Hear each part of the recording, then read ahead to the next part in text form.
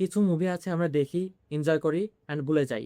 But কিছু movie আছে যেগুলো আমরা দেখি বাট আমাদের মনের মধ্যে সবসময় থেকে যায়। বারবার মনে হয় আচ্ছা এই ক্যারেক্টারটা এমন কেন করলো, আচ্ছা মুভির এন্ডিং এমন কেন হলো, অ্যান্ড ডিরেক্টর আসলে কি বলতে চেয়েছেন।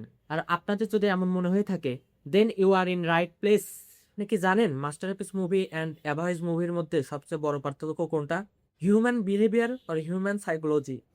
কোনো ডিরেক্টর সাবটেলভাবে গল্পের মধ্যে কষ্ট, একাকিত্ব, দুঃখ নিয়ে আসে বা লুকিয়ে রাখে, সেই মুভি আমাদের মনে হিট করে সবচেয়ে বেশি। Take Joker for an example. বিলেক একের পর এক ক্রাইম করেছে, লজিক্যালি আমরা তাকে হেড করার কথা, রাইট? কিন্তু মুভি দেখতে দেখতে আমরা তার জন্যই স্যাড ফিল করছিলাম, কারণ পুরো গল্প জুড়ে আমরা তার রিজেকশন, আমরা তার কষ্ট, এগুলো অনুভব করতে পেরেছি এবং ডিরেক্টর আমাদের এর মধ্যে দিয়েই নিয়ে গেছে।